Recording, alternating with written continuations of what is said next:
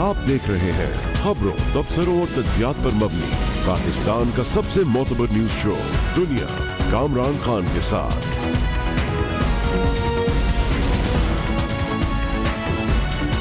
अस्सलाम वालेकुम, मैं हूँ कामरान खान। एक बहुत अहम खबर आई है। अब से थोड़ी देर कबल ये बात कंफर्म हो गई है कि 3 नवंबर को शाहीन एयर का तैयारा जो लाहौर में एक बड़े हादसे से बचा था, जब वो फिसल गया था और इस हादसे के दौरान जहाज़ में बैठे हुए 100 में से 15 मुसाफिर शदीद ज़ख्मी हुए थे या ज़ख्मी हालत में मिले थे। इस हादसे की वजह ये थी कि जहाज़ का पायलट शराब के नशे में था। ये बात अब साबित हो गई है कि 3 नवंबर को शाहीन एयर का तैयारा जब लाहौर में हादसे का शिकार हुआ तो उसका पायलट शराब के नशे में था और अब सिविल एविएशन ने बाकायदा इसकी तस्दीक की है। सिविल एविएशन के अथॉरिटी के आज एक एलामी में कहा गया है कि पीने पिलाने के शौकीन पायलट अब उनके लिए ये ज़रूरी है कि वो इसमें इंतहाई एहतियात करें, उनको तंबीह जारी की गई है। सिविल एविएशन ने कहा है कि जहाज़ उड़ाने पर पायलट के खिलाफ ऐसे पायलट्स के खिलाफ सख्त कार्रवाई की जाएगी जो नशे में जहाज़ उड़ाएंगे या उनके बारे में सबूत मिलेगा कि वो नशे में थे जब वो जहाज़ चला रहे थे। ये बात बहुत ही सीरियस है कि अब ये बात कंफर्म हो गई है। लाहौर में 3 नवंबर को शाहीन एयरलाइंस की परवाज़ की तैयार के जो हादसा हुआ था उसकी वजह जहाज़ के पायलट की नशे में होना था। इस हादसे के फौरन बाद कॉकपिट क्रू का जब तिब्बी मायना कराया गया तो आज सिविल एविएशन ने कहा है कि पायलट के ब्लड टेस्ट में अल्कोहल और लैक्टेट की मिकदार पाई गई है। अल्कोहल पाई गई है जहाज़ के पायलट के तिब्बी मायने में, और जिसकी वजह से शाहीन एयर का ये हादसा हुआ। ये परवाज़ शाहीन एयर की कराची से लाहौर जा रही थी जब लैंडिंग के वक्त इसको ये हादसा हुआ, जिसके दौरान इस हादसे के दौरान जब ये जहाज़ फिसला, जहाज़ का टायर भी बस्ट हो गया था। ये बहुत बड़ा हादसा हो सकता था, लेकिन इसमें 15 मुसाफिर जख्मी हुए थे। कराची में आज director general civil aviation Amjad तूर की सदारत में इजलास में एयरलाइंस को एक बाकायदा वार्निंग दी गई है कि वो अपने पायलट्स के मेयार को एविएशन के मुजव्वज़ा मेयार के मुताबिक बनाएं और अल्कोहल के ज़ेर असर पायलट्स को जहाज़ की पहुंच से दूर रखें। आज इस सिलसिले में सिविल एविएशन ने बाकायदा ये वार्निंग जारी की गई है और इसमें कहा है कि पायलट्स के हवाले से तमाम एयरलाइंस इस बात को यकीनी बनाएं कि उनके वो पायलट्स जो कि शराब पीते हैं वो जहाज़ों के करीब ना जाएं, ख़ास तौर पे जब उनको इस बात का ख्याल हो कि वो नशे में हैं। ये पहली बात नहीं है कि पाकिस्तान से मुंसलिक पायलट्स के हवाले से ये खबर आई है कि वो शराब के नशे में जहाज़ उड़ाया है उन्होंने। इससे कबल सितंबर 2013 को कैप्टन इरफान फैज़ चिश्ती को पाकिस्तान इंटरनेशनल PIA के कैप्टन इरफान फैज़ चिश्ती को नशे की हालत में जहाज़ उड़ाने के इल्ज़ाम में बरतानिया के लीड्स एयरपोर्ट पर गिरफ्तार किया गया था। उसके बाद उन पर मुकदमा चलाया गया था और उन्हें 9 महीने की सज़ा सुनाई गई थी। इसके अलावा दूसरे मुताद्दिद ऐसे वाक़यात हैं जहां पर पता चला है कि पाकिस्तानी पायलट्स ने जहाज़ नशे की हालत में उड़ाया है।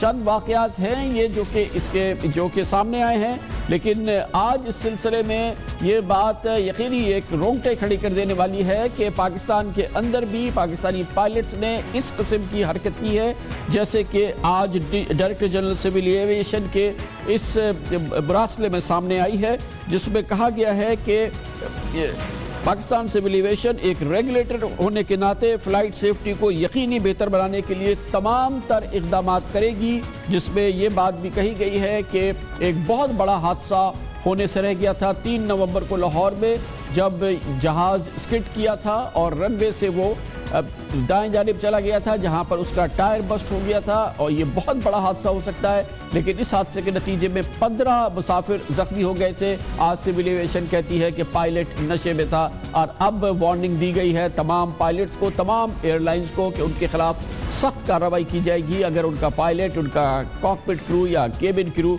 नशे की हालत में पाया गया। लेते हैं कमर्शियल ब्रेक और उसके बाद जिक्र करते हैं कराची में बल्दियाती इलेक्शंस। अब उसकी तैयारी पूरे शबाब पर शुरू हो रही है। متحدہ قومی موومنٹ کو پہلا بڑا چیلنج سامنے آ رہا ہے. جماعت اسلامی اور تحریک انصاف نے ایک دوسرے کا ہاتھ پکڑ لیا ہے, ایک اتحاد قائم کیا ہے. جماعت اسلامی اور تحریک انصاف مل کے ایم کیو ایم کو بھرپور چیلنج دیں گے. اس کا عہد انہوں نے قائد اعظم کے مزار پر کیا ہے. ایم کیو ایم اس کی کیا تیاری کر رہی ہے, یہ سب کچھ بتاتے ہیں چھوٹے سے کمرشل بریک کے بعد.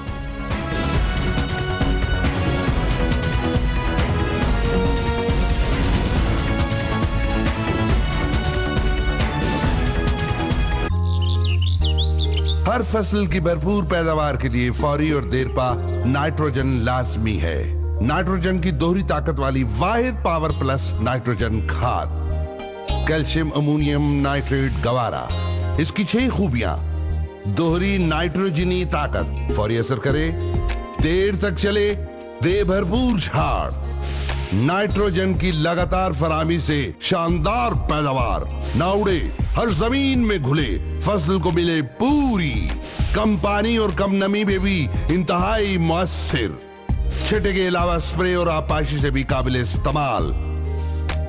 کیلشیم کی اضافی طاقت سے فصل اور زمین صحت مند. سرسبز کی کیلشیم امونیم نائٹریٹ گوارا آپ کی سہولت کے لیے گرینولر اور دانے دار دونوں میں دستیاب. منافع بخش کاشتکاری کی معلومات کے لیے مفت کال کریں 0800 91919.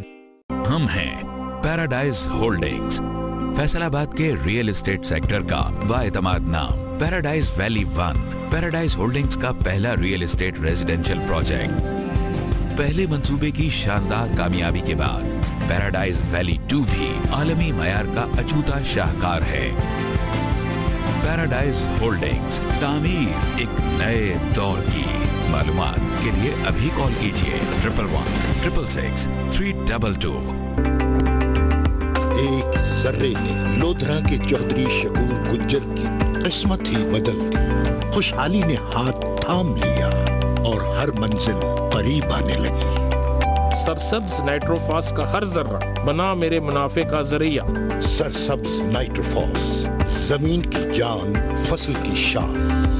این پی کھاد کی بوری خریدتے وقت اصلی سرسبز کی کوالٹی سیل ضرور چیک کریں. منافع بخش کاشتکاری کی معلومات کے لیے مفت کال کریں 0800 91919. اب آپ کو ملے گا 2 دن کا سکون آپ کی اپنی مرضی سے. بس قریبی ریٹیل شاپ سے صرف 35 روپے کا سپر ریچارج کرائیں اور حاصل کریں 2 دن کے لیے تمام نیٹ ورکس پر ڈھیروں منٹس, ایس ایم ایس اور ایم بیز. نہ کوئی ریٹس کا حساب کتاب, نہ اضافی ٹیکس اور نہ ہی کسی قسم کے کال چارجز, تاکہ آپ کو ملے سکون 2 دن کا.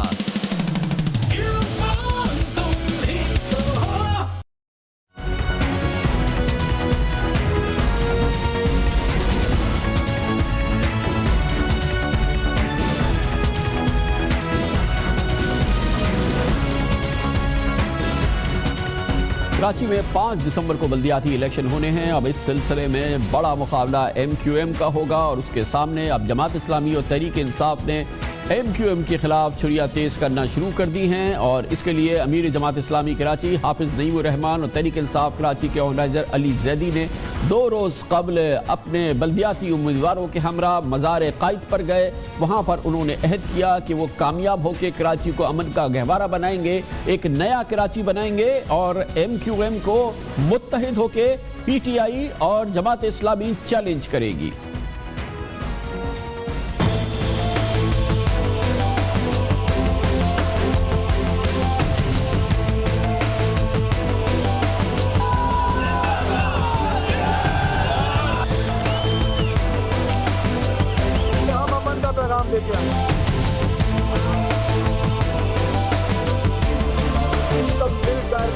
ایک نمائندہ قوت بنے شہر کی جان میں خدمت کروں گا. جماعت اسلامی اور تحریک انصاف کے رہنماؤں نے اپنے کارکنوں کے ساتھ اور اپنے امیدواروں کے ساتھ اللہ تعالیٰ اور کراچی کے عوام کو گواہ بنا کر اس عزم کا اظہار کیا کہ وہ منتخب ہوئے تو نہ تاجروں کو بھتوں کی پرچیاں ملیں گی, نہ فیکٹریوں میں لوگوں کو زندہ جلایا جائے گا. یہ عہد مزار قائد کے نیچے کیا گیا. تحریک انصاف اور جماعت اسلامی کے جو کینڈیڈیٹس ہیں اس میں جو اکثریت ہے وہ نوجوانوں کی ہے, تاکہ سب مل کر ایک نمائندہ قوت بنے اس شہر کی. یہ ایک ہسٹوریکل فیصلہ ہوا ہے اور یہ وہ فیصلہ ہے جو عوام کی خواہش اور تمنا پہ ہوا ہے. آپ کو یاد ہوگا کہ لوگ بار بار ہم سے کہہ رہے تھے کہ آپ لوگ اتحاد کریں, آپ لوگ ایڈجسٹمنٹ کریں. ہم نے عوام الناس کی اس بات لبیک کہتے ہوئے ایک دوسرے کے ساتھ بہت اچھے ماحول میں ایک ایڈجسٹمنٹ کی ہے, ایک وسیع تر اتحاد بنایا ہے, اور اب عوام کے پاس ہمیں لوٹ کر جانا ہے کہ آپ کی بات ہم نے پوری کی ہے اور اب آپ خود اپنے لیے اس شہر کے اندر تبدیلی کا سامان پیدا کریں. میں جماعت اسلامی کے اور تحریک انصاف کے ڈسٹرکٹ آرگنائزر کا مشکور ہوں اور ان کا شکر گزار ہوں کہ راتوں کے 3-3, 4-4 کئی ٹائم ہم 4:30 بجے تک بیٹھ کے ایک وارڈ, ایک یو سی پہ ہم ڈسکس کرتے رہے. بہت ڈیٹیل اورینٹڈ ورک تھا, فرسٹریشن بھی کبھی ہوتی تھی, لیکن آخر میں جو یہ اتحاد بنا ہے انشاءاللہ یہ وہ کراچی بنائے گا جو کہ بابا قوم نے یہ سوچا تھا کہ یہ کراچی بنے. فی الحال اس جلسے کے فوراً بعد, اس عہد نامے کے فوراً بعد ان دونوں حضرات کے خلاف جب کراچی پولیس نے مقدمہ درج کیا کہ انہوں نے قائد اعظم کے مزار کی جو حرمت ہے اس حوالے سے جو قوانین ہیں اس کی پاسداری نہیں کی ہے, اور ان کے خلاف مقدمہ درج کیا گیا. جماعت اسلامی اور تحریک انصاف کے دونوں رہنماؤں کے خلاف یہ ہوا. کراچی پولیس کی جانب سے یہ اتحاد ضرور قائم ہوا ہے, لیکن اس سے پہلے جماعت اسلامی کراچی میں 80 کے دہائی میں عبدالستار افغانی اور ایم کیو ایم کے فاروق ستار میئر رہ چکے ہیں, یعنی کہ ایک بار عبدالستار افغانی اور ایک بار جناب فاروق ستار کراچی کے میئر رہ چکے ہیں, جبکہ جماعت اسلامی کے نعمت اللہ خان ایڈوکیٹ اور ایم کیو ایم کے جناب مصطفیٰ کمال کراچی کے ناظم کی حیثیت سے منتخب ہو چکے ہیں. 2 میئر ایم کیو ایم کے منتخب ہوئے ہیں, یا دو بار کراچی کی سربراہی ایم کیو ایم کے پاس رہی ہے اور 2 بار جماعت اسلامی کے پاس. لیکن اس بار تحریک انصاف بھی کراچی کے بلدیاتی الیکشن میں دنگل آزمائی کر رہی ہے اور اس کے لیے میدان میں اتری ہے. کراچی میں 5 دسمبر کو بلدیاتی الیکشن میں چیئرمین, وائس چیئرمین اور کونسلرز کی مجموعی 1520 نشستوں پر 5483 امیدوار مقابلے میں ہوں گے, لیکن فیورٹ ایم کیو ایم کو قرار دیا جا رہا ہے. کراچی میں آخری بار ہونے والے کسی الیکشن کا جائزہ لیا جائے تو رواں سال 23 اپریل کو ہونے والے قومی اسمبلی کے حلقہ این 246 کے ضمنی الیکشن تھے, جس میں ایم کیو ایم کے قمر جمیل نے 95,644 ووٹ لیے تھے, تحریک انصاف کے عمران اسماعیل نے 24,821, جبکہ جماعت اسلامی کے راشد نسیم نے 9,056 ووٹ حاصل کیے تھے. یعنی اگر تحریک انصاف اور جماعت اسلامی نے کہ ووٹوں کو اکٹھا کیا جائے تو انہوں نے مجموعی طور پر 33,877 ووٹ حاصل کیے تھے, یعنی کہ قمر نبی جمیل کے سے تقریباً 3 گنا ووٹ ان کے کم تھے. لیکن یہ بات ذہن میں رہے کہ وہ حلقہ جہاں پر یہ ضمنی انتخابات ہوئے تھے متحدہ قومی موومنٹ کا کراچی کا بھی سب سے مضبوط گڑھ ہے, جہاں پر بآسانی متحدہ قومی موومنٹ یہ صاف شفاف الیکشن جیت گیا تھا. مزار قائد پر جماعت اسلامی اور تحریک انصاف کے بلدیاتی امیدواروں کی جانب سے ایک دوسرے کا ساتھ نبھانے کی قسمیں, ان کے انتخابی اتحاد کے ساتھ اعتماد کا فقدان بھی مظہر ہے کہ بلدیاتی الیکشن شروع ہونے سے قبل ہی حلف اٹھانے کی نوبت کیوں آئی ہے. دیکھتے یہ ہے کہ یہ سانجے کی ہڈی ہانڈی کب تک چلتی ہے, لیکن ایک عام خیال یہی ہے کہ جماعت اسلامی اور تحریک انصاف اگر کراچی کے کئی ایسے حلقے ہیں جہاں پر ملیں تو ان کا چیلنج متحدہ قومی موومنٹ کے لیے مضبوط ہوگا. وہ یقینی طور پر ایک مضبوط چیلنج بن سکتے ہیں ایم کیو ایم کے لیے. ایم کیو ایم اس کے لیے کتنی تیار ہے, وہ کیا کرے گی, یہ ہم پوچھیں گے متحدہ قومی موومنٹ کے رہنما جناب وسیم اختر سے. وسیم اختر صاحب, جماعت اسلامی اور یہ تو مل گئے, لیکن یہ بتائیے کہ اب آپ جب ووٹ لینے جائیں گے, پچھلے 2 سال کی ایک طرف نکالیں, اس سے پہلے تقریباً 12-13 سال سے مسلسل ایم کیو ایم اقتدار میں ہے, لیکن آج جو کراچی شہر کی حالت ہے اس کی گواہی ہر کراچی شہر کا رہنے والا دے گا. آپ کس بل پہ کہیں گے کہ ہمیں ووٹ دیا جائے, کیوں مانگیں گے آپ ووٹ, کیا کہیں گے کہ کراچی والوں سے کہ ایم کیو ایم کو ووٹ دو؟ دیکھیں, میری کارکردگی ایم کیو ایم کی جو ڈیلیوری رہی ہے 3rd ٹیئر آف گورنمنٹ میں وہ عوام کے سامنے ہے, اور جو ایم کیو ایم کا ووٹ بینک ہے کراچی کا وہ سمجھتا ہے, جانتا ہے کہ جو خرابیاں موجود ہیں صوبہ سندھ کے حوالے سے کہہ لوں یا کراچی کے, اس کا ذمہ دار کون ہے. 3rd ٹیئر کی جب پاور ایم کیو ایم کو ملی فائنینشیل اینڈ ایڈمنسٹریٹو, تو ہم نے ڈیلیور کیا. مجھے یہ پتا ہے کہ میری پارٹی کا ووٹر الطاف حسین کا چاہنے والا وہ اصل مسائل جانتا ہے اور وہ ہمارا سٹیٹس بھی جانتا ہے ایم کیو ایم کا کہ ایم کیو ایم کتنی جدوجہد کر رہی ہے to regain the power to do something for Karachi and Sindh. ان کے علم میں ہے یہ, اور کتنی مشکلات ہیں, جو پاورز دینے والے ہیں وہ کس مائنڈ سیٹ کے لوگ ہیں. تو میرا ووٹر جو ہے, ایم کیو ایم کا جو ووٹر ہے, وہ یہ سب جانتا ہے. مجھے پوری امید ہے کہ پہلے سے زیادہ ووٹ ڈلے گا. اچھا, اگر ڈل بھی گیا تو آپ کو تو یہ علم میں ہے کہ یہ وہ بلدیاتی مقامی حکومتیں نہیں ہوں گی جن کے پاس کچھ اختیارات ہوتے تھے جو کہ اس سے پہلے کی بلدیاتی الیکشن میں ہوتے تھے. جب لاسٹ ٹائم آپ پیپلز پارٹی کے ساتھ اتحاد میں تھے, صوبائی اسمبلی نے بلدیاتی جو قوانین ہیں ان میں تبدیلیاں کر کے ان مقامی حکومتوں کی جیبوں سے اختیارات کھینچ لیے ہیں باہر. یہ مور اور لیس بالکل بیکار سی ہو گئی ہے. اس پہ اب آپ جا کے کس طرح سے مینج کریں گے؟ کیا آپ لوگوں کو دے پائیں گے؟ یہ عوام کو بھی پتا ہے, اور جس کو نہیں پتا ہے اس کو پتا چل جائے گا. ہم اس سسٹم کے خلاف ہیں. ہم چاہتے ہیں کہ آرٹیکل 140A جو آئین کہتا ہے اس حساب سے لوکل گورنمنٹس ہونی چاہیے, پاورز اس طرح سے ڈیوالو ہونے چاہیے, مگر نہیں ہے. ظاہر ہے سیاسی گورنمنٹ ہے, سیاسی جماعت ہے, ہم اس کو ایسے اسپیس کو ویکنٹ نہیں چھوڑ سکتے تھے. ہم الیکشن لڑ کے آ رہے ہیں, ہمیں پتہ ہے کہ کتنے پاورز ہیں اور کیا مشکلات ہیں. تو اس طرح سے اگر کامران صاحب زیادتیاں چلتی رہیں اور ہم امینڈمنٹ لا رہے ہیں 2013 کے جو ان کا سسٹم ہے, انشاءاللہ فوراً جیسے ہی پروونشل اسمبلی کا سیشن شروع ہوتا ہے ہم ریویو ڈال رہے ہیں اس میں. لیکن وسیم صاحب کہاں سے آپ کے ریویو کی ویلیو کیا ہے؟ قومی صوبائی اسمبلی میں کوئی آپ کی اکثریت تو نہیں ہے, اس کو کون گردانے گا؟ اس کی کیا ویلیو ہوگی؟ یہ کیسے ہوگا؟ یہ تو جب آپ حکومت کا حصہ تھے, پیپلز پارٹی کے حلیف تھے, اس وقت ان چیزوں کو نہیں ہونے دینا چاہیے تھا. یہ اتنی بڑی چیز ہوئی ہے جس پر متحدہ قومی موومنٹ نے کچھ نہیں کیا اور یہ ہونے دیا. دیکھیں کامران صاحب, آپ کے علم میں ہے, آپ خود کہہ رہے ہو کہ آپ کو امینڈمنٹس آپ کیسے لائیں گے ایکٹ میں لوکل گورنمنٹ کے, جب کہ آپ کے پاس نمبرز ہی نہیں ہیں. پاسٹ میں بھی جس کی آپ بات کر رہے ہو کہ ہم نے کچھ نہیں کیا, اس وقت بھی نمبرز نہیں تھے. جہاں احتجاج ریکارڈ کرانا تھا اس وقت ہم نے بالکل احتجاج ریکارڈ کرایا کہ یہ غلط سسٹم آ رہا ہے. ہر فورم پہ کرایا. جتنے نمبرز ہیں اسی حساب سے ہی ہم موو کریں گے. یہ طریقہ کار ہے کامران صاحب, اس سے بڑھ کے تو ہم کچھ نہیں کر سکتے. نہیں کر سکتے ہیں آپ.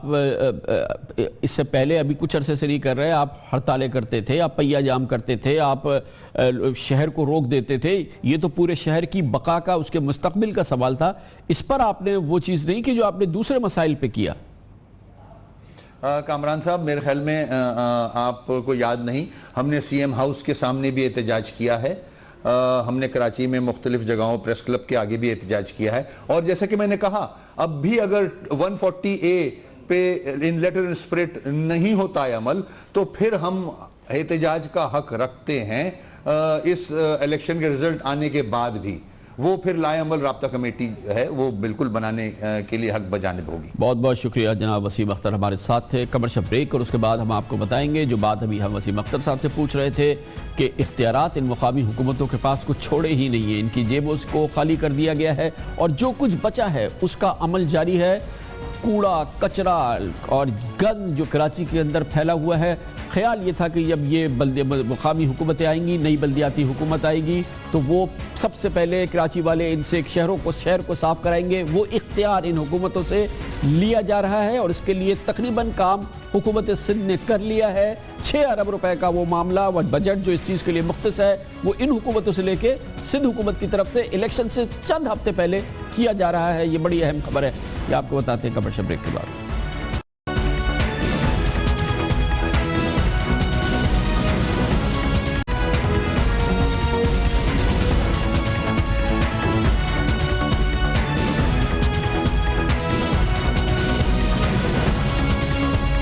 Welcome back. کراچی کے 2 کروڑ باسی سن لے کہ اگر انہوں نے امید لگائی ہے کہ مقامی حکومتیں جو بلدیاتی الیکشن کے بعد قائم ہوں گی, ان کے بعد شہر میں نہ جگہ جگہ کچرا ہوگا, نہ کچرا کنڈیاں ہوں گی اور نہ کوڑے کے انبار, تو ان کے لیے اطلاع یہ ہے کہ ایسا کچھ نہیں ہوگا. اور افسوسناک امکان خدشہ یہی ہے کہ ایسے ہی رہے گا جیسا ہے. نہ ہی صفائی ستھرائی کی توقع رکھے، کیونکہ 5 دسمبر کے بعد کراچی میں بلدیاتی الیکشن کے بعد جو منتخب بلدیاتی نمائندے ہوں گے، لیکن ان کے پاس اختیارات نہیں ہوں گے، جیسے ہم نے گزشتہ سیگمنٹ میں بتایا، نہ عملہ اور نہ ہی ان کے پاس بجٹ ہے۔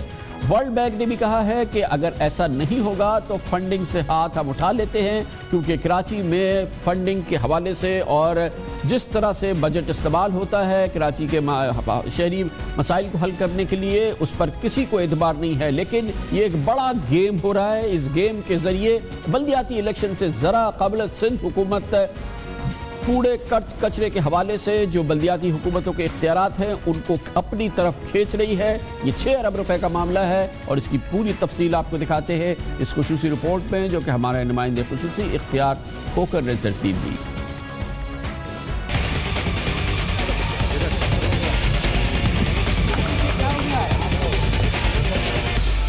پیپلز پارٹی کی سندھ حکومت کی پھرتیوں کا ایک اور کارنامہ سامنے آیا ہے۔ کراچی میں بلدیاتی الیکشن سے صرف 3 ہفتے قبل Karachi metropolitan corporation 6 M Ds, 6 D M Cs اور یونین کونسل کے قانونی اختیارات، دفاتر، گاڑیاں، 13,000 ملازمین اور 6 ارب روپے کے فنڈز سندھ حکومت کے ماتحت Sindh solid waste management board اور ایک نجی ٹھیکیدار کمپنی کو منتقل کرنے کی منظوری لی گئی ہے، اور یہ کام لیا گیا ہے غیر منتخب سرکاری ایڈمنسٹریٹرز سے، یعنی کونسلرز کے صفائی ستھرائی کے مالیاتی اور انتظامی اختیارات ان کے انتخاب سے پہلے ہی چھین لیے گئے ہیں۔ گورنمنٹ آف سندھ نے ایک ایکٹ پاس کیا تھا اور قانون کے بننے کے بعد سندھ ویسٹ مینجمنٹ بورڈ کا قیام عمل میں آیا، اور اس کے بعد یہ طے ہوا کہ ڈی ایم سیز اور کے ایم سیز ایک کاؤنسل ریزولوشن کے ذریعے اپنے تمام جو اختیارات دیے گئے تھے ان کو وہ بورڈ کو منتقل کرے، تاکہ بورڈ اس میں اپنا جو بھی ان کا پلان ہے اس کو گراؤنڈ پہ امپلیمنٹ کرے۔ اس وقت ہمارے پاس تمام جو ڈسٹرکٹ میونسپل کارپوریشنز ہیں، ڈسٹرکٹ کونسل کراچی ہے اور کراچی میٹروپولیٹن کارپوریشن، یہ 8 اداروں کی طرف سے، یعنی 6 D M Cs, 1 district council اور کے ایم سی، ان کی طرف سے ہمیں کونسل ریزولوشنز کی کاپیز مل چکی ہیں کہ ہم اپنے solid waste management related activities, ان کے تمام مساجات اور عملے کو ہم آپ کے حوالے کرنے کے لیے تیار ہیں۔ ملک کے دیگر 3 صوبوں پنجاب، خیبر پختونخوا اور بلوچستان میں اختیارات منتخب بلدیاتی نمائندوں کے پاس ہیں، جبکہ ذرائع کہتے ہیں کہ سندھ حکومت نے بڑی چالاکی سے یہ اختیارات ہتھیا لیے ہیں، اور حیرت انگیز طور پر جن غیر منتخب سرکاری ایڈمنسٹریٹرز یعنی بیوروکریٹس نے منتخب بلدیاتی نمائندوں کے قانونی اختیارات استعمال کر کے اس منتقلی کی منظوری دی ہے، ان میں سے 4 ڈی ایم سیز ایڈمنسٹریٹروں کی اپنی تقرری سپریم کورٹ کے احکامات کے برخلاف ہیں۔ سپریم کورٹ کے حکم کے مطابق administrator D M C west Sajjad Memon, administrator D M C east Rahmat Ullah Sheikh, administrator D M C Malir Tariq Mughal ex cadre ملازمین ہیں اور بلدیاتی اداروں کے انتظامی نوعیت کے عہدوں کے اہل نہیں، جبکہ administrator D M C South Farooq Langho کو سپریم کورٹ کے فیصلے کے برخلاف ڈیپوٹیشن پر ایڈمنسٹریٹر تعینات کیا گیا ہے۔ ملک کے سب سے بڑے شہر کراچی کی حالت زار کو سدھارنے کے لیے ورلڈ بینک کے وفد نے سندھ کا دورہ کیا، لیکن کسی قسم کی فنڈنگ کی حامی بھرنے یا پھر انکار کرنے کے بجائے یہ کہہ کر واپسی اختیار کی کہ سندھ حکومت کی جانب سے منتخب بلدیاتی نمائندوں کے اختیارات کی ایسی منتقلی مشکوک اور فنڈز اور پاور کی ہیر پھیر ہے۔ ورلڈ بینک کے نمائندوں نے قرار دیا کہ اگر میونسپل سروسز واپس لی گئیں تو بلدیاتی اداروں کے پاس کون سا کام باقی رہ جائے گا؟ یہ جواب تو شاید سندھ حکومت کے پاس ہی ہوگا۔ سندھ حکومت کیوں یہ سب کچھ کر رہی ہے، یہ پوچھتے ہیں۔ ہمارے ساتھ موجود ہیں صوبائی وزیر بلدیات ناصر حسین شاہ۔ بہت بہت شکریہ ناصر حسین صاحب۔ بتائیے گا، الیکشن ہونے والے ہیں، ایک حکومت آئے گی، چھوٹے موٹے سے ان کے پاس اختیار یہ بجٹ صفائی ستھرائی کے تھے، یہ بھی آپ نے لے لیا ہے، اور چند دن پہلے الیکشن سے کیوں کیا ہے ایسا؟ دیکھیں، ایک غلطی تو پہلے ہو چکی کہ الیکشنز نہیں کرائے گئے 2009 کے بعد، لیکن اب کیا ہم اپنے شہروں کو اس ابتر حالات میں رہنے دیں؟ الیکشنز آپ کے سامنے ہیں کہ کبھی ہوتے ہوتے رہ گئے، پچھلی دفعہ بھی آپ کو پتہ ہے کہ ہر تیاری ہو گئی تھی، سب کچھ تھا، لیکن میرا کہنے کا مقصد یہ ہے کہ جب یہ بلدیاتی ہمارے جو منتخب لوگ ہیں جب ان اداروں میں آئیں گے تو وہ اس کی توثیق کریں گے، کیونکہ یہ ایسا کوئی سلسلہ نہیں ہے کہ ان کے اگینسٹ ہو یا ان کو کوئی انکروچ کر رہا ہو. یہ تو ان کی ہیلپ فل ہے. دیکھیں کوئی بھی اگر منتخب آتا ہے, کوئی یونین کمیٹی کا چیئرمین بن کے آتا ہے, میئر بنتا ہے, ڈپٹی میئر بنتا ہے, یا کسی علاقے میں چیئرمین بنتا ہے یا کچھ بھی بنتا ہے, اس کو کیا چاہیے؟ اس کو یہ چاہیے کہ اس کا علاقہ صاف ہو, وہاں کے لوگوں کو سروسز بہتر دی جائیں. یہ تو اس کا کام ہے, وہ اس کو ضرور آن کریں گے, یہ ان کے لیے ہی ہے. اور جب جو ترقی یافتہ ممالک ہیں وہاں پہ یہ ساری چیزیں ہیں, وہ آؤٹ سورس ہوتی ہیں یہ چیزیں. تو ہم وہ کر رہے ہیں, کوئی نیا کام تو ایسا نہیں ہے کہ جو ہم اس طرح کی بات کر رہے ہیں کہ کوئی ہم ان کے پاورز کو خدا نخواستہ سلب کر رہے ہیں یا ان کی افادیت کو ختم کر رہے ہیں. ان کی افادیت اپنی جگہ پہ ہوگی, اور آپ دیکھیں گے کہ آہستہ آہستہ بتدریج ان کے اختیارات میں اضافہ ہوتا جائے گا. شکریہ ناصر رشید صاحب. ہم اگلے پروگرام میں آپ سے پوچھیں گے تو اس کا خیال آپ کو 8 سال کی اپنی پیپلز پارٹی کی حکومت میں کیوں نہیں آیا؟ صرف چند دن پہلے بلدیاتی الیکشن سے کیوں یہ خیال آیا کہ شہر کو صاف ستھرا کرنا ہے اور اس کے لیے کچھ حرکت کرنی ہے, کچھ جنبش کرنی ہے؟ لیتے ہیں کمرشل بریک اور اس کے بعد نیوز ہیڈ لائنز, جس کے بعد ہماری آج کی سب سے بڑی خبر اور سب سے اہم خبر. نیوز ہیڈ لائنز اور کمرشل بریک کے بعد.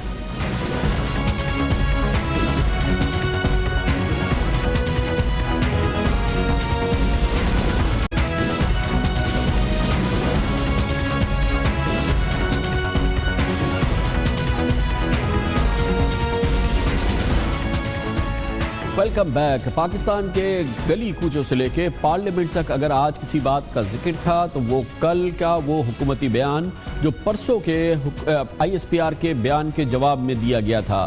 آئی ایس پی آر نے حکومت کی کارکردگی کے حوالے سے نیشنل ایکشن پلانز اور آپریشن ضرب عضب کے حوالے سے حکومتی کارکردگی پر اپنے تحفظات بلکہ شدید تحفظات کا اظہار کیا تھا, جس کا حکومت نے برا منایا اور کل اس کا جواب دیا. حکومت کی جانب سے مضبوط جواب آیا تھا, جس میں نہ صرف یہ کہ آئی ایس پی آر کے تمام نکات کی نفی کی گئی تھی بلکہ یاد دلایا گیا تھا کہ حکومت صرف عوام کے سامنے جواب دہ ہے, اور اس بات کو بھی اس کو دہرایا گیا تھا کہ تمام ادارے آئینی حدود میں رہ کے کام کریں. آج انتہائی اہم حکومتی ذرائع کہتے ہیں کہ آئی ایس پی آر کے سٹیٹمنٹ کے بعد وزیر اعظم اور ان کے قریبی رفقا نے اس سٹیٹمنٹ کے حوالے سے اپنے شدید تحفظات کا اظہار کیا تھا. کل کا بیان انہی شدید تحفظات کی ایک ہلکی سی عکاسی ہے. یہ ذرائع زور دے کے کہتے ہیں کہ وزیر اعظم نے اس بیان کے حوالے سے وہ بہت مضطرب نظر آئے تھے. مضطرب نظر آنے کی وجہ ان کا خیال یہ تھا کہ یہ غیر ضروری بیان تھا جو ہمیں بتایا گیا ہے. اس حوالے سے وزیر اعظم کی ہی نگرانی میں جواب ترتیب دیا گیا, اور جو جواب میڈیا کو نشر کیا گیا کہا یہ جا رہا ہے کہ یہ تحلیل شدہ بیان تھا, اس جذبات کی مکمل عکاسی نہیں کر رہا تھا جو وزیر اعظم اور ان کے قریبی رفقا اس بیان کے حوالے سے کر رہے تھے. خیال یہی رہا اور یہی خیال پریویل کیا کہ سیاسی حالات میں سیاسی جواب دینا چاہیے اور بہت زیادہ غصے کی عکاسی نہیں ہونی چاہیے.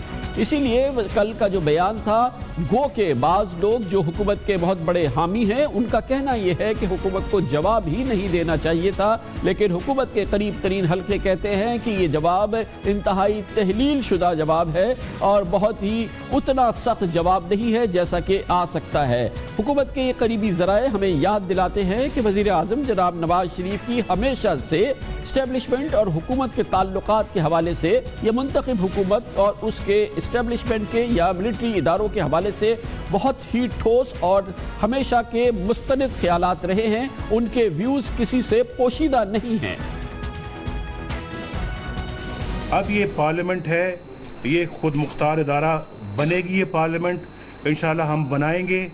یہ پارلیمنٹ کے ممبران یہاں بیٹھے ہیں, یہ حلف لے کے آئے ہیں اور یہ اس کو بنائیں گے, اور یہ پارلیمنٹ فیصلہ کرے گی کہ پاکستان کی پالیسیاں کیسی ہونی چاہیے. ایک الیکٹڈ گورنمنٹ یا پرائم منسٹر جو ہے وہ اپنے اس دائرے سے باہر نہیں نکلتا, تو پھر دوسرے ادارے کے سربراہ کو یا دوسرے ادارے کے لوگوں کو بھی اپنے دائرے سے باہر نہیں نکلنا چاہیے. کیوں افغانستان کے فیصلے جو ہیں وہ جو ہے جنرل بیٹھ کے کوئی آئی ایس آئی کے ہیڈ کوارٹر میں بیٹھ کے اس کا فیصلہ کرتا ہے جس کا پرائم منسٹر کو پتہ ہی نہیں ہوتا. میں تو سمجھتا ہوں کہ فوج کے جرنیل جو ہیں وہ آئین قانون پہ چلیں, تو میں تو ہمیشہ ان کو سپورٹ کرتا رہا ہوں. پاکستان کے کانسٹیٹیوشن ہے, آئین ہے, قانون ہے, जिसकी पासदारी हम सब पर लाजिम है। कोई उससे मुबर्रा नहीं है, कोई उससे अबव नहीं है, कोई उससे बाला नहीं है, कोई ऊपर नहीं है। अगर वो अपने आप को समझता है तो वो एमको की जन्नत में रहता है। अब ये कौम ऐसे लोगों को माफ़ करने के लिए तैयार नहीं है। जी, दफाई बजट जैसे कि डेमोक्रेटिक कंट्रीज़ में होता है, पार्लियामेंट उसको पास करती है। पाकिस्तान की पार्लियामेंट का ये हक बनता है कि वो सारे बजट को खुद पास करे, चाहे वो अपना हुकूमती बजट है, वो दिफाई बजट है, या और कोई बजट अगर है तो पार्लियामेंट के सामने लाया जाएगा और पार्लियामेंट उसको पास करेगी, या जो भी उसमें ऑल्ट्रेशंस करनी है वो जैसे कि होता है। कौन सा दफा ऐसा मुल्क है इस खिते में, मुझे बताएं, जहां दफाई बजट पार्लियामेंट में नहीं जाता।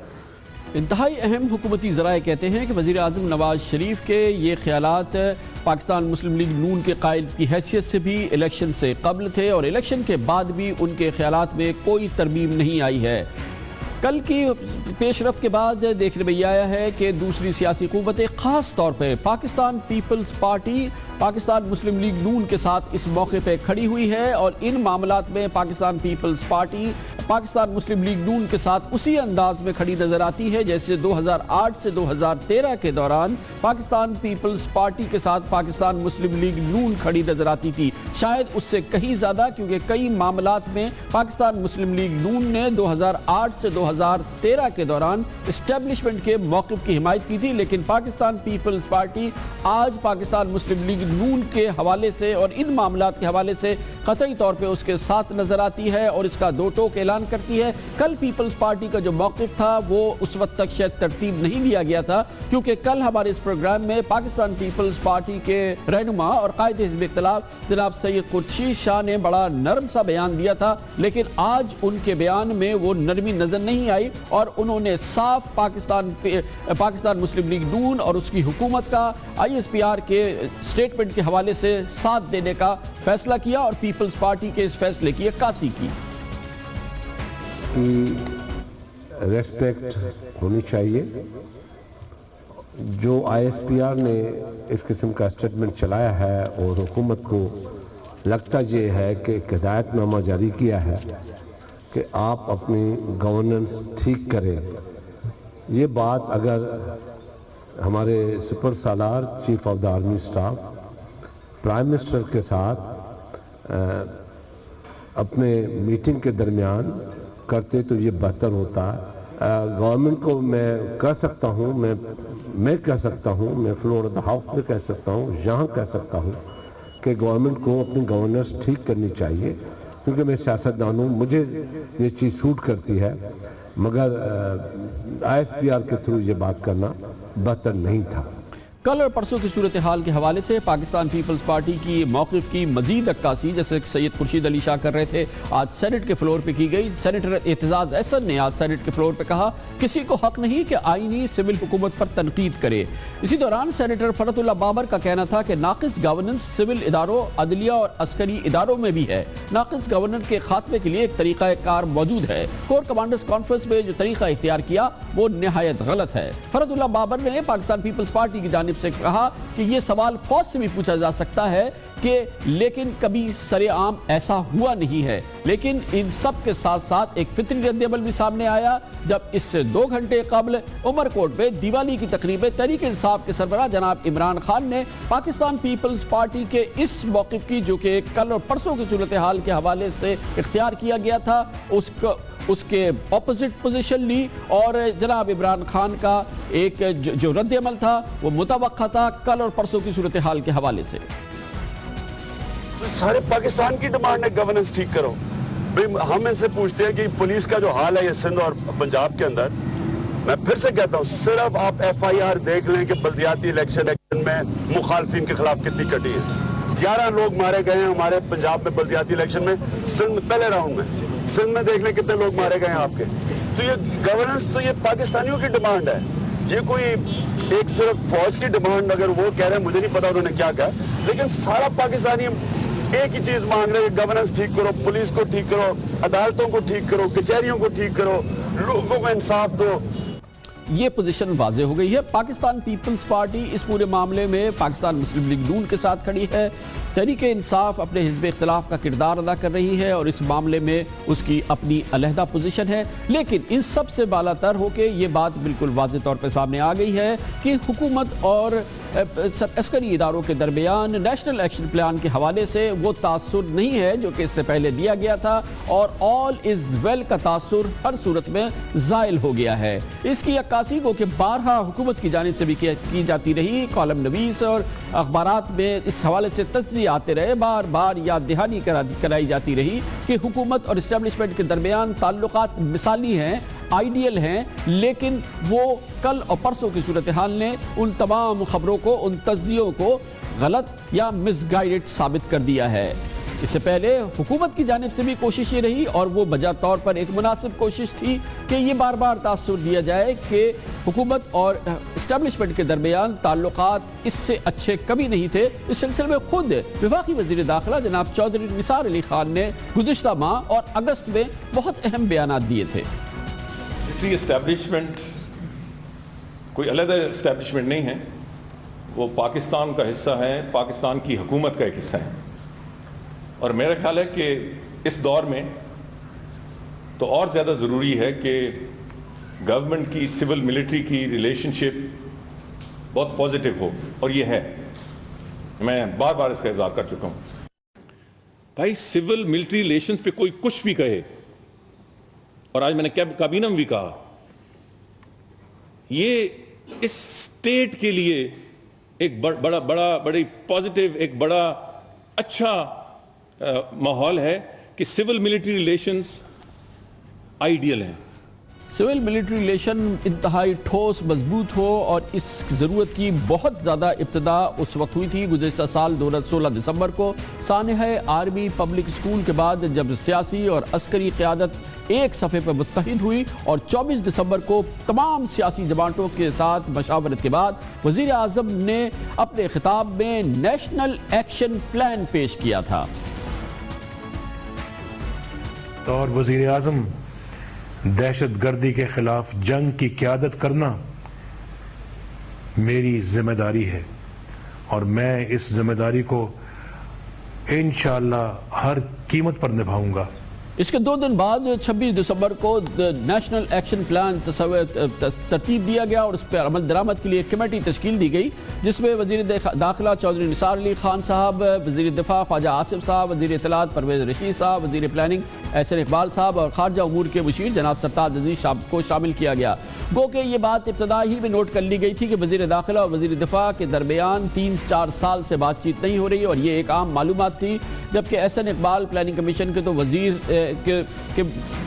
پلاننگ کمیشن کے وزیر تو ہیں, لیکن وزیر دفاع صاحب پلاننگ کمیشن سے قطعی طور پہ کچھ نہیں ہے, بلکہ وہ اسے ختم کرنے کا عام مطالبہ بھی کر چکے ہیں. نیشنل ایکشن پلان پر عمل درآمد کی کتنی توقع کی جا سکتی ہے, اس کے لیے اس کمیٹی کی جو تشکیل ہے, اس کے آپس کے تعلقات یقینی طور پر بہت اہم ہیں. بہرحال اب اس وقت جو سارا غور ہو رہا ہے, جو تمام چیزیں فوکس میں ہیں, جس کی وجہ سے کور کمانڈرز نے اپنے بیان میں اپنے تحفظات کا اظہار کیا, یہ اس کا سارا تعلق 20 نکاتی نیشنل ایکشن پلان پر ہے. اور اگر غور کریں تو اس کا پہلا نقطہ کہتا تھا کہ سزا یافتہ دہشت گردوں کی پھانسیوں پر فوری اور زیادہ عمل کیا جائے گا, اور جبکہ چوتھے اور 8ویں نقطے کے مطابق انسداد دہشت گردی کے لیے قومی اتھارٹی ڈیکٹا کو فعال بنایا جائے گا, اور کاؤنٹر ٹیررزم فورس تشکیل دی جائے گی. ہوا کیا ہے, پاکستان میں دسمبر 2014 میں سزائے موت پر عائد پابندیاں اٹھائے جانے کے بعد سے اب تک محض 252 مجرموں کو پھانسی دی گئی ہے, لیکن ان میں سے صرف اور صرف 27 پھانسیوں کے علاوہ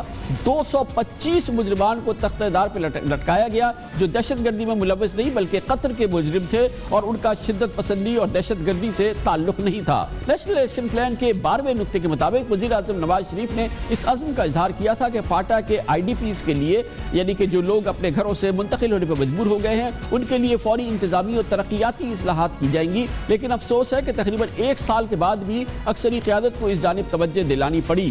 وزیر اعظم نے فاٹا میں اصلاحات کو حتمی شکل دینے کے لیے جو تشکیل دی گئی ہے, جو کمیٹی تشکیل دی, وہ صرف 3 دن قبل تشکیل دی ہے, اور وہ بھی اطلاعات کے مطابق جب اس کے بارے میں بار بار یہ حد دہانی کی گئی. اب اس کمیٹی میں جناب سرتاج عزیز, जनाब lieutenant general retired Abdul Qadir, कौमी सलामती के मुशीर लेफ्टिनेंट जनरल नासिर खान जंजुआ, कौमी असम्बली के रुकन जनाब जाहिद हामिद और गवर्नर खैबर पख्तूनख्वा सरदार महताब अहमद अब्बासी को रखा गया है। हमारी इत्तलात के मुताबिक, मुसद्दिक़ा इत्तलात के मुताबिक अस्करी इदारों को इस कमेटी की कॉम्पोजिशन पर और इसके चार्टर पर और इसके चंद अराकीन पर एतराज़ है कि उनकी जगह इस कमेटी में बनती नहीं थी और ये इस पर भी शदीद तहफ़्फ़ुज़ है। नेशनल एक्शन प्लान का एक और नुक्ता यानी नंबर 10 कहता है कि मदारिस की रजिस्ट्रेशन करके उन्हें क़वाइद और ज़वाबित के तहत लाया जाएगा, लेकिन इस सिलसिले में भी अभी तक कोई किरदार सामने नहीं आया है और इस पे अमल दरामद दूर दूर तक होता नजर नहीं आया है। नेशनल एक्शन प्लान के 5वें नुक्ते के मुताबिक नफरत अंगेज तकारीर और तहरीरी मवाद पर आयद पाबंदी आयद की जाएगी, जबकि 16वां नुक्ता मुतालबा करता था कि कराची में जारी ऑपरेशन को मंतकी अंजाम तक पहुंचाया जाएगा। इस सिलसिले में जो अहम बात है वो सामने ये आई है कि इस ऑपरेशन के दौरान अस्करी इदारे इस नतीजे पे पहुंचे हैं कि मुत्तहदा कौमी मूवमेंट की जो लंदन में मुक़ीम क़यादत है उनमें से कई ऐसे लोग हैं, अहम तरीन लोग ऐसे हैं जिनके बराह रास्त भारतीय खुफिया एजेंसी रॉ से ताल्लुकात हैं और रॉ से इस ताल्लुक की बुनियाद पे मुत्तहदा कौमी मूवमेंट की जो फैसला साजी है उसमें मुबैना तौर पे ये जो इन इन्वेस्टिगेटिंग एजेंसीज हैं उनका कहना है कि इस पे असरात हैं, रॉ के असरात हैं और इस हवाले से MQM के साथ जो ताल्लुकात होने चाहिए हुकूमत के वो इसके मद्देनज़र होने चाहिए और इस हवाले से जो शिकायत इजाला कमेटी कायम की गई, जिस अंदाज से रेंजर्स के खिलाफ ऑपरेशन सामने आए हैं वो एक बहुत बड़ा नुक्ता बन गया है इख्तलाफ का हुकूमत और अस्करी इदारों के दरमियान। इसके अलावा नेशनल एक्शन प्लान का नुक्ता नंबर 6 कहता है कि दहशतगर्दों की फंडिंग पर बंदिश होगी, मगर इस हवाले से जो रेंजर्स ने पीपल्स पार्टी के रहनुमा डॉक्टर आसिफ हुसैन को गिरफ्तार किया है और उन पर दहशतगर्दी की फंडिंग का इल्ज़ाम लगाया है। इस हवाले से आपने देखा होगा कि इस मामले पे कहा गया है कि JITs नहीं बनाई जा रही। जिस JIT का सबसे ज़्यादा इस वक्त जिसका मामला है, जो सबसे सीरियस मामला है, वो डॉक्टर आसिम की ही JIT है। इस हवाले से हमें इंतहाई मुसद्दिक़ा ज़राए बताते हैं कि बावजूद कोशिश के एक इंडिपेंडेंट ऐसी JIT, ऐसे अराकीन पे मुश्तमिल JIT तश्कील नहीं दे रही हुकूमत सिंध, उसकी वजारत दाखिला जो कि डॉक्टर आसिफ हुसैन के मामलात की मुकम्मल तौर पर तहकीकात कर सके, उनसे सवाल जवाब कर सके।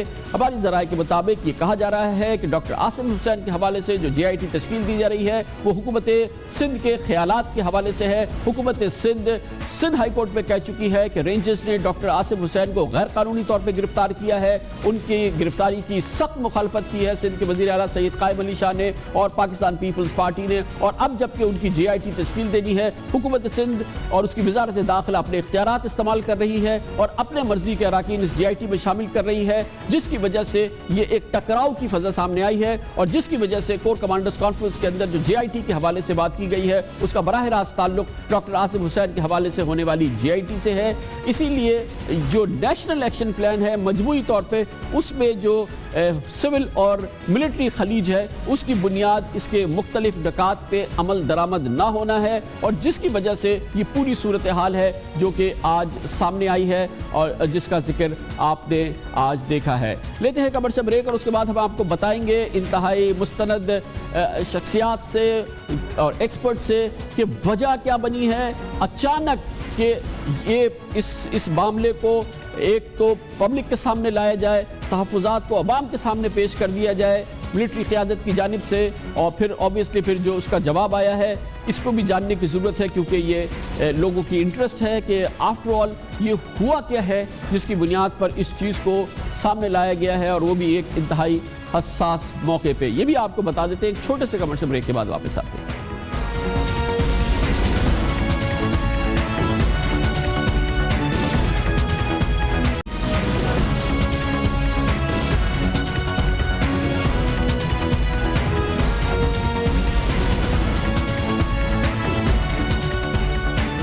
Welcome back.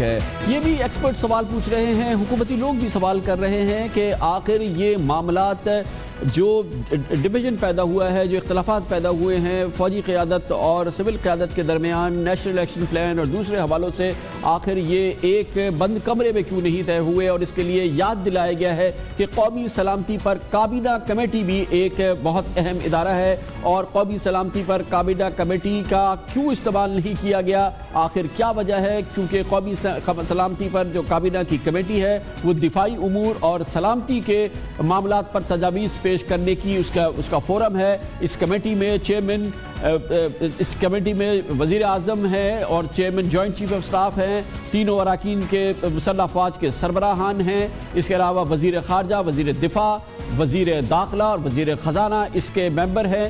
مگر اہم بات یہ ہے, اور یہ بہت ہی اہم نقطہ ہے یاد رکھنے کا, سوچنے کا, کہ موجودہ حکومت میں اس کمیٹی کے کل 5 اجلاس ہوئے ہیں 2.5 سال میں. اور قابل ذکر بات یہ ہے کہ کابینہ کی دفاعی کمیٹی کا آخری اجلاس 10 اکتوبر 2014 کو ہوا تھا, یعنی 1 سال سے زائد عرصہ گزر گیا ہے. حتیٰ کہ آرمی پبلک اسکول کے بعد بھی کابینہ کی دفاعی کمیٹی کا یا قومی سلامتی کی اس کمیٹی کا اجلاس نہیں ہوا, جو سب سے اس سلسلے میں مستند فورم ہو سکتا تھا اس قسم کے معاملات کو نمٹانے کا. لیکن کل جو واقعات ہوئے, اور اس سے پہلے جو پرسوں کور کمانڈرز کانفرنس ہوئی, اور اس سے پہلے جو اجلاس ہوا تھا, 3 دن سے یہ سلسلہ چل رہا ہے فوجی قیادت کا اور وزیر اعظم کے ساتھ جو کابینہ کے 2 اہم اراکین ہیں. اس اجلاس میں یقینی طور پہ یہ بات سامنے آ گئی تھی کہ مسائل حل نہیں ہو رہے اور گیپس بڑھتے چلے جا رہے ہیں, جس کے بعد یہ معاملہ کور کمانڈرز کانفرنس تک پہنچا. اور اس کے بعد کور کمانڈرز کی عکاسی جو ہے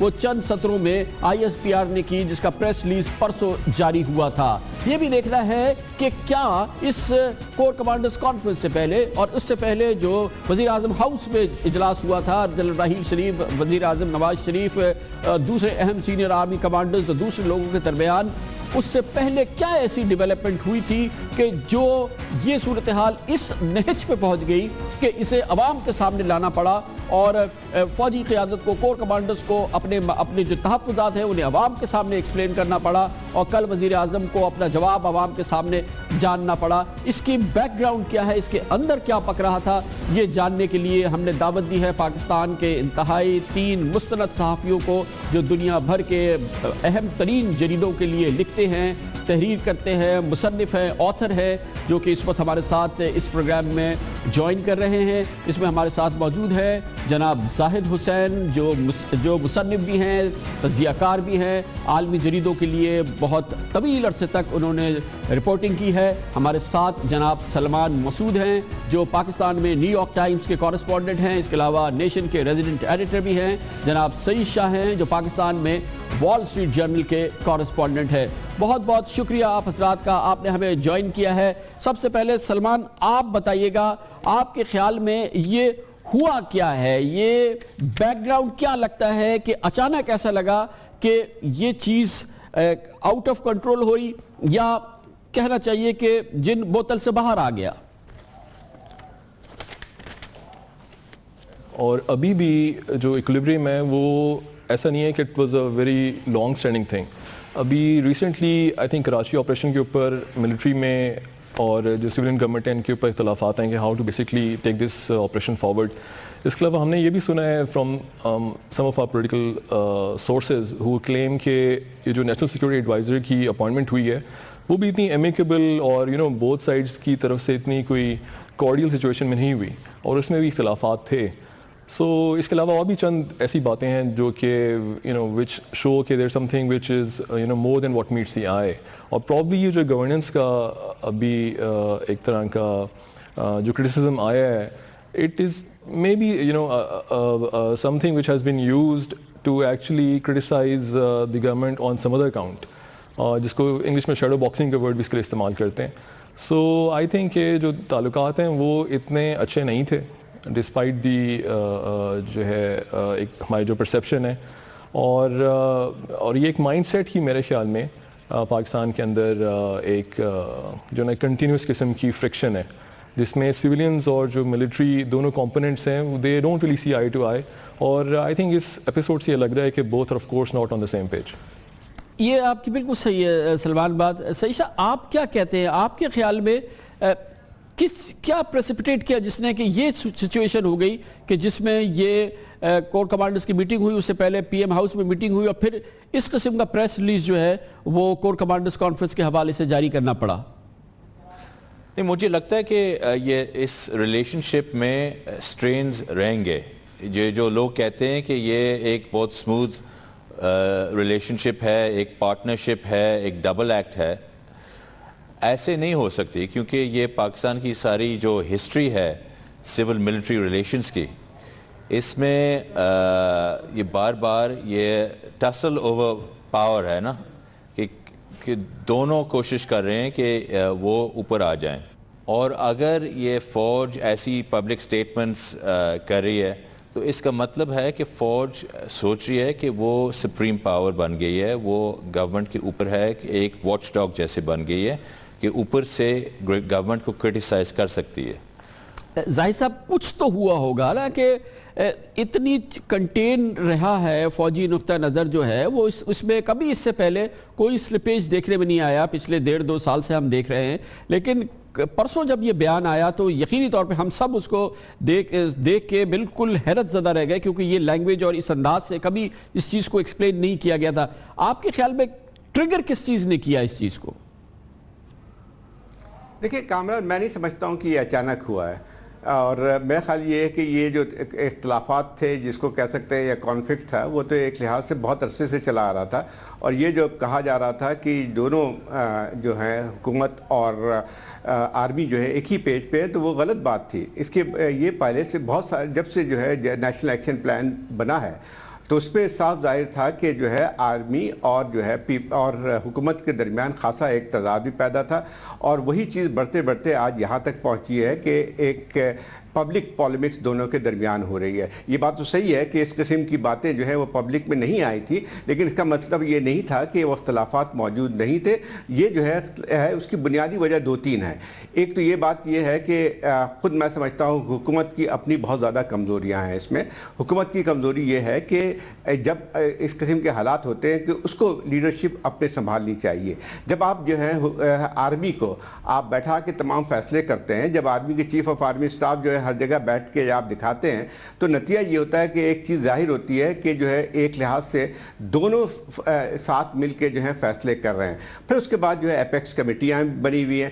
اب سوال یہ پیدا ہوتا ہے کہ جب آپ ایک چیز طے کرتے ہیں اور اس پہ عمل درآمد نہیں ہوتا ہے تو یہ تضاد جو ہے پھر وہ پبلک ایک صورت اختیار کر جاتی ہے. لیکن آپ کے خیال میں ٹریگر کس نے کیا ہے؟ آپ کے پاس اس کی نالج ہے کہ رفلی کس وجہ سے یہ ٹریگر ہوا ہے؟ یہ ٹریگر جو ہے 2 وجہ سے ہوا ہے. ایک میری جو تھوڑی سی بہت معلومات ہیں, ایک تو یہ تھا کہ جو ہے یہ صرف ابھی تک جو ہے جو ایکشن پلان کا حصہ ہے وہ ایک حد تک سندھ میں جاری ہے, اس پہ جو ہے ایکشن ہو رہا ہے وہاں پہ. لیکن اس میں ایک اختلافات اور بھی ہے, وہ یہ ہے کہ پنجاب کے میرا خیال یہ ہے کہ یہ بات آ رہی تھی کہ پنجاب میں بھی پوری طرح اسی طرح کا آپریشن ہونا چاہیے. میرا خیال آرمی کی طرف سے خاصے دنوں سے یہ بات آ رہی تھی, اور وہ چیز میں سمجھتا ہوں کہ وہ بھی ٹریگر تھی, کیونکہ حکومت پنجاب کا اور مرکزی حکومت کا کہنا یہ تھا کہ جو ہے وہ لوکل باڈیز کے الیکشن ہو جائے, پھر اس کے خلاف کارروائی ہو, یہ ہو وہ. تو میرا خیال یہ ہے کہ یہ چیزیں جو ہیں خاصی ایک تشویش کی بات. جی ظاہر صاحب, اس میں لگتا یہ ہے کہ آپ جو فرما رہے ہیں اس میں وزن بھی لگتا ہے, کیونکہ آج حکومت پنجاب نے باقاعدہ ایک مراسلہ جاری کیا جس میں کہا گیا ہے کہ کمزوریاں ہیں حکومت پنجاب کی جانب سے نیشنل ایکشن پلان پہ عمل درآمد کے حوالے سے. سلمان, آپ بتائیے گا کہ ٹائمنگ ان چیزوں کی بڑی امپورٹنٹ ہوتی ہے, کیونکہ یہ اسٹیٹمنٹ اس وقت جاری کیا گیا ہے جب chief of army staff US جا رہے ہیں اور وہاں ان کا بہت ہی امپورٹنٹ 5 روز کا دورہ ہے. ٹائمنگ آپ کے خیال میں اس کی ریلیونس ہے؟ اچھا, چند ہلکے واقعی یہ کہہ رہے ہیں کہ آرمی چیف کیونکہ نومبر 15 کو امریکہ جا رہے ہیں تو اس سے پہلے یہ سٹیٹمنٹ آنا جو ہے it is a show of no confidence in the civilian government. لیکن آئی تھنک امریکہ میں جو آرمی چیف کی میٹنگز ہوں گی ان کے ڈومیسٹک پالیٹکس پہ اتنا زیادہ زور نہیں ہوگا, بلکہ ریجنل جو پالیٹکس ہے, افغانستان کا ایشو جو ہے, and the American expectation that Pakistan can bring Taliban to the negotiating table, اور اس کے علاوہ جو داعش یا ISIS کا جو ایمرجنگ تھریٹ ہے اس کے بارے میں پاکستان کیا رول پلے کر سکتا ہے.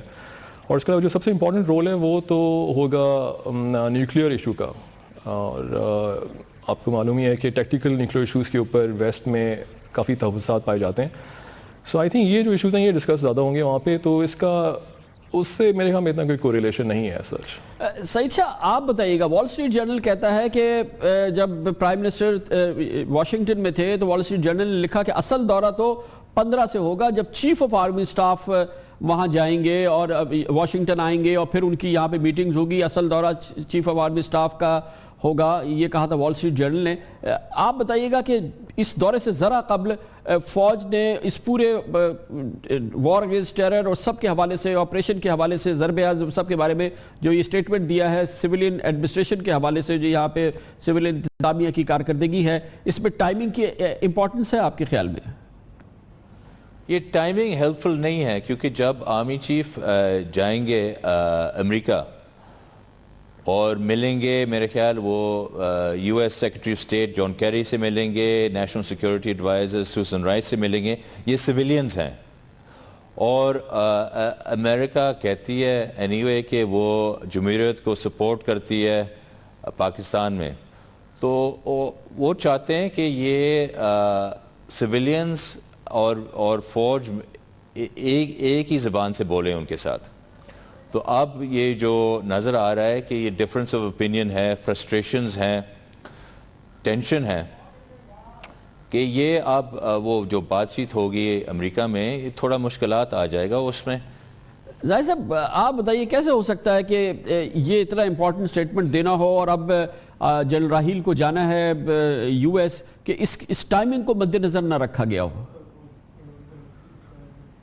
میرا خیال یہ ہے کہ اس پہ کوئی ڈیلیبریٹ طریقے سے نہیں رکھا گیا ہے کہ جان بوجھ کے کہ اس کا بیان جاری ہو. یہ بیان ہونا نہیں چاہیے تھا میرے خیال میں تو.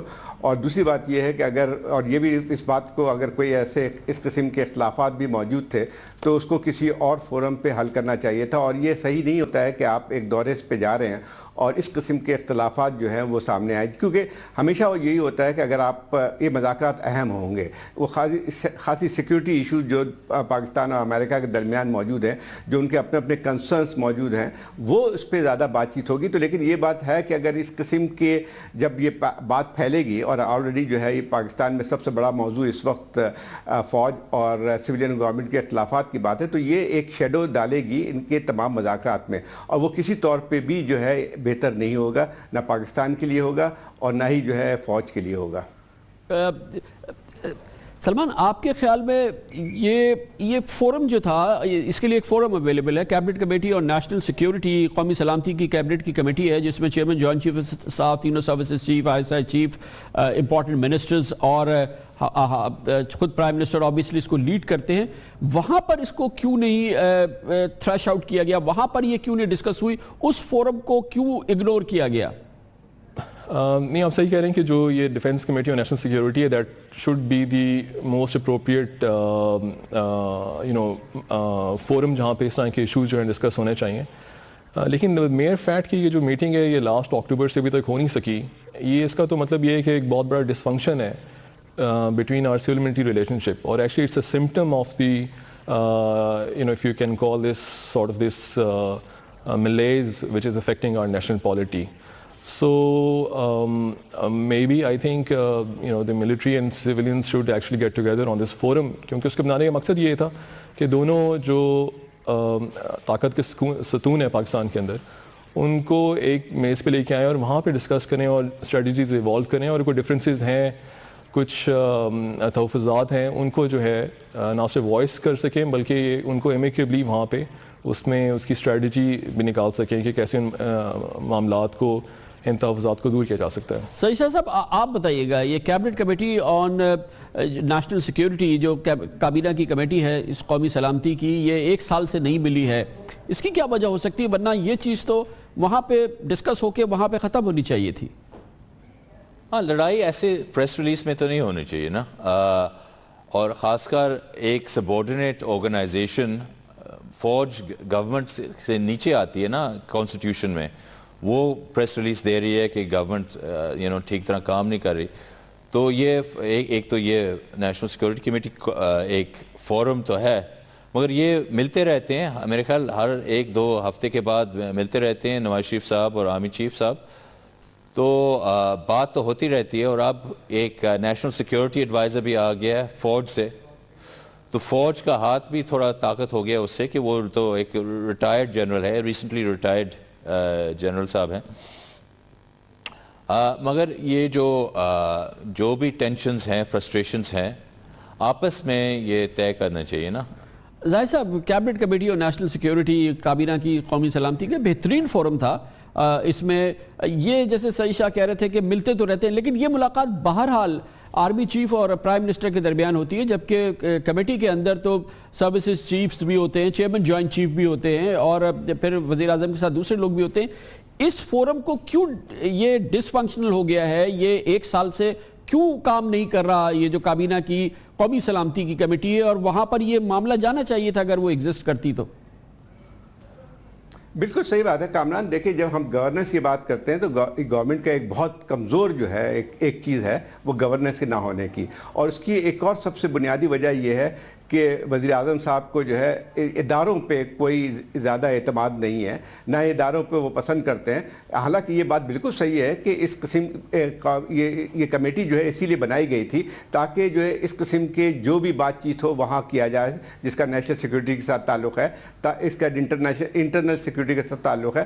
تو اصل بات یہ ہے کہ اس کو ادارے کے طور پہ اگر مستحکم ہوتی تو آج یہ صورتحال ہمیں نظر نہیں آتی، اور پھر حکومت، لیکن اس میں بھی ایک بات آتی ہے کہ جب آپ کہتے ہیں کہ الگ الگ کئی ہفتے میں میرے خیال 2-3 دفعہ چیف آف آرمی سٹاف اور وزیر اعظم کی ملاقات ہوتی ہے، لیکن وہ انفرادی ملاقات اور ایک لحاظ سے ایک ادارے کے ساتھ ایک باقاعدہ ڈسکشن کرنا، اس میں زمین آسمان کا فرق ہوتا ہے۔ اور میرا خیال یہ ہے کہ حکومت کی یہ بہت بڑی کمزوری ہے، اور اس کا نتیجہ جو ہے یہی نکلا ہے کہ اب یہ پبلک پالیمکس کی صورت اختیار کر گئی ہے۔ اگر فرض کیجئے یہ جو ہے کیبنٹ کمیٹی جو ہے اگر اس کی میٹنگ ہوتی رہتی تو بہت سارے مسائل، بہت ساری شکایتیں، بہت سارے اعتراضات جو ہیں دونوں جو ہیں وہ وہاں پہ بات ہونی چاہیے تھی، لیکن اگر ایک جو وزیر اعظم اور چیف آف آرمی سٹاف کے درمیان بات چیت ہوتی ہے تو وہ پھر اس کی کوئی ایسی زیادہ اہمیت نہیں ہوتی۔ وہ تو الگ بات ہے کہ دکھانے کے لیے کہا جا سکتا ہے کہ دونوں ایک ہی پیج پہ ہیں، اور میں سمجھتا ہوں کہ حکومت نے اس کو گلاس اوور بھی کیا تھا بہت عرصے تک۔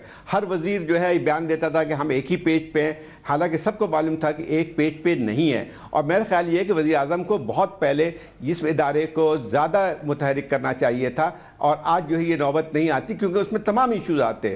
اور دیکھیں پاکستان کی صورتحال بہت تبدیل ہوئی ہے، خاص طور پہ دسمبر 2014 کے بعد جو ہے آپ صحیح فرما رہے ہیں زاہد صاحب کہ اگر قومی کمیٹی کابینہ کی کمیٹی نیشنل سیکیورٹی کام کر رہی ہوتی تو اس میں یہ مسائل جو ہیں وہاں حل ہو جاتے، مگر ہوا نہیں۔ اور ہر ہفتے کی ایک ملاقات یا 2 ہفتوں میں 3 ملاقاتوں کے آرمی چیف اور وزیر اعظم کے درمیان اگر ہونے سے حالات بہتر ہو رہے ہوتے تو یہ اس طرح سے معاملات سامنے نہیں آتے جو پچھلے 48 گھنٹوں کے دوران سامنے آئے۔ بہت بہت شکریہ جناب زاہد حسین، معروف صحافی تجزیہ کار، جناب سلمان مسعود نیو یارک ٹائمز کے پاکستان میں کورسپونڈنٹ، جناب سعید شاہ وال اسٹریٹ جرنل کے پاسان میں کورسپونڈنٹ ہمارے ساتھ ہیں۔ اب لیتے ہیں کمرشل بریک اور اس کے بعد ذکر کرتے ہیں ایک اور مشکل وقت حکومت کے لیے آنے والا ہے۔ سردیاں آ گئی ہیں، گیس لوڈ شیڈنگ تیار ہے، تقریباً 7 سے 8 گھنٹے کی روزانہ لوڈ شیڈنگ ہوگی، حکومت پہ پھر دباؤ ہوگا۔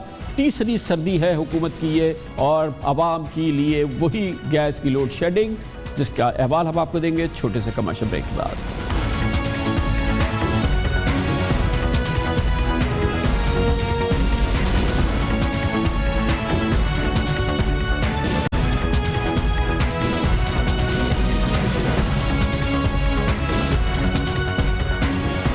ٹائمنگ نازک ہے مگر حکومت عوامی دباؤ کا سامنا کرنے کے لیے تیار ہو جائے، خاص طور پہ حکومت کے لیے سب سے اہم صوبہ اس کا گڑھ پنجاب۔ ایک بار پھر سردیوں کی آمد ہے، سردیاں آ گئی ہیں اور گیس کی کمی ہے۔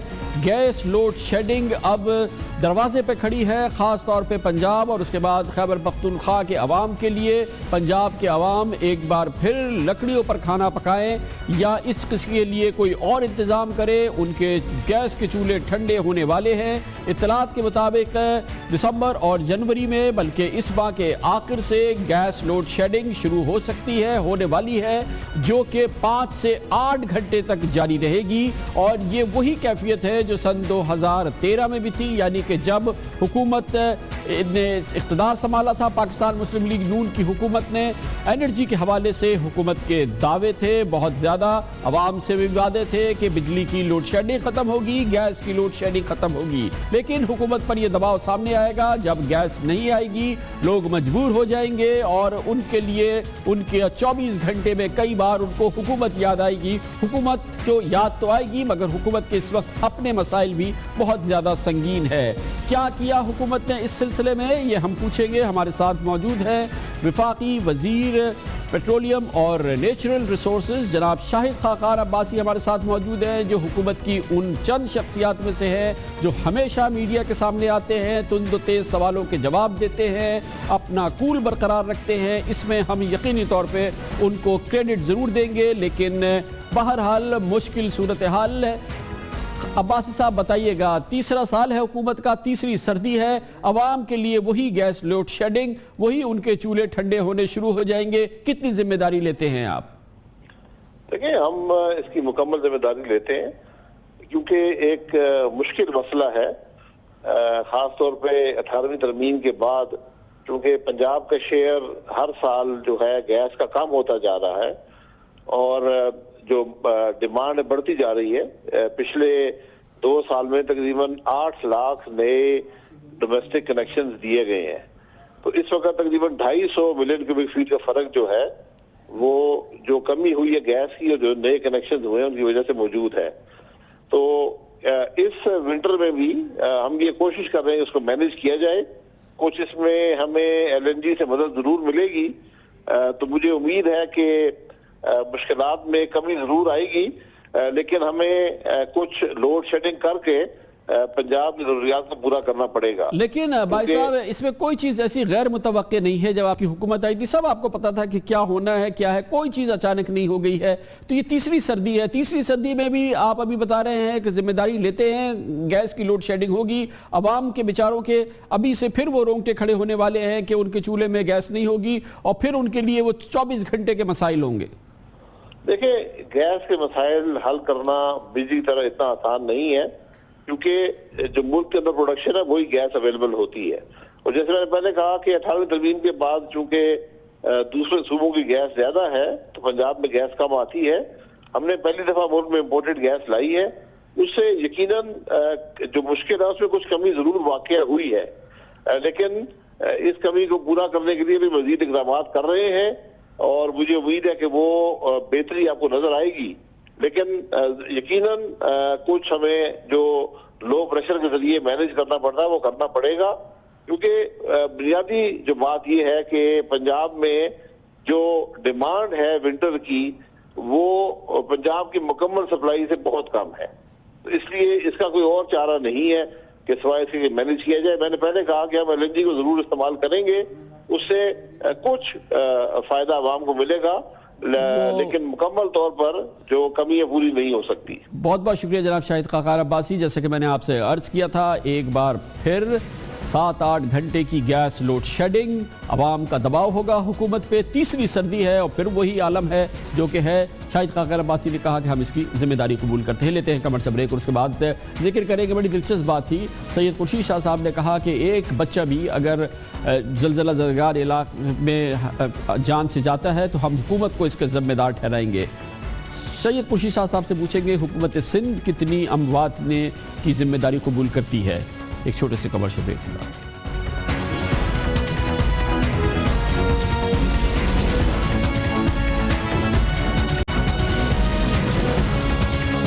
इजलास सैयद खुर्शीद शाह ने 2 रोज़ कबल कहा कि वज़ीर-ए-आज़म नवाज शरीफ को ज़लज़ला से मुतासरा इलाकों में अवाम की मुश्किलात कम करने के लिए एमरजेंसी लगा देनी चाहिए। गुज़िश्ता रोज़ कौमी असम्बली में पॉइंट ऑफ ऑर्डर पर बात करते हुए अपोजिशन लीडर ने कहा कि अगर ज़लज़ला ज़दा इलाकों में मौसम की शिद्दत से एक बच्चा भी मरा तो इसकी जिम्मेदार हुकूमत होगी। जनाब सैयद खुर्शीद शाह का ये बयान यकीनन काबिल तवज्जो है, लेकिन खुर्शीद शाह साहब को शायद याद नहीं कि गुज़िश्ता बरस थर में 300 से ज़ायद बच्चों की हलाकत पर पाकिस्तान पीपल्स पार्टी की सूबाई हुकूमत ने जिम्मेदारी ली नहीं थी, उससे जान छुड़ा ली थी। 300 बच्चों की जानें गई थी और सैयद कायम अली शाह ने उसका अहवाल कुछ इस अंदाज में बयान किया था। तो मरे हैं नॉट बिकॉज ऑफ भूख, गुर्बत की वजह से ज़रूर है, गुर्बत है, वहाँ पानी की अरसे से किल्लत है। कितने लोग वहाँ ड्राउट हुआ है और कभी फ्री दिया था क्या? एक गरीब आदमी को 50% पे देते थे फूड, और कुछ दिया है क्या उनको? अस्पतालों की हालत आज नहीं है, बरसों से ख़राब है, किसी ने तवज्जो नहीं दी। आज क्योंकि वहाँ खुदा के फजल से मीडिया बहुत तेज़ है तो एक लफ्ज़ कहते हैं 10 लिख देते हैं। सैयद कायम अली शाह ने बात की थी اپنی حکومت کے آئے ہوئے 6 سال میں۔ گزشتہ برس تھر میں قحط سے ہلاک ہونے والے بچوں کی ہلاکتوں پر خود صوبائی حکومت نے سندھ ہائی کورٹ میں ایک رپورٹ جمع کرائی تھی، جس میں کہا گیا تھا کہ تھر میں دسمبر 2013 سے نومبر 2014 کے دوران 5 سال سے کم عمر بچوں کی 311 ہلاکتیں ہوئی ہیں۔ تھر میں مرنے والے بچوں میں 118 ایسے تھے جو پیدائش سے پہلے روز ہی جاں بحق ہو گئے تھے۔ پیدائش سے 1 ماہ کے دوران مرنے والے بچوں کی تعداد 82، 1.5 ماہ عمر کے 28 اور 8 ماہ تک کی عمر میں مرنے والے بچوں کی تعداد 29 تھی۔ پیپلز پارٹی نے اس کی ذمہ داری قبول نہیں کی تھی، صوبائی حکومت نے اس کی ذمہ داری قبول نہیں کی تھی، سید قائم علی شاہ نے اس کی ذمہ داری قبول نہیں کی تھی، لیکن سید خورشید شاہ کہتے ہیں کہ زلزلہ زدہ علاقے میں اگر ایک بھی بچہ مرے گا تو اس کی ذمہ داری وزیر اعظم نواز شریف اور موجودہ حکومت قبول کرے، یقینی طور پہ قبول کرنی چاہیے، جس طرح سے پاکستان پیپلز پارٹی کو چاہیے کہ وہ ہر میں گزشتہ سال 400 بچوں کی ہلاکت کی ذمہ داری قبول کرے۔ اس کے ساتھ ہی ہمارے آج کے پروگرام کا اختتام ہوتا ہے۔ کل آپ سے پھر ملاقات ہوگی، تب تک کے لیے کامران خان کو اجازت، اللہ حافظ۔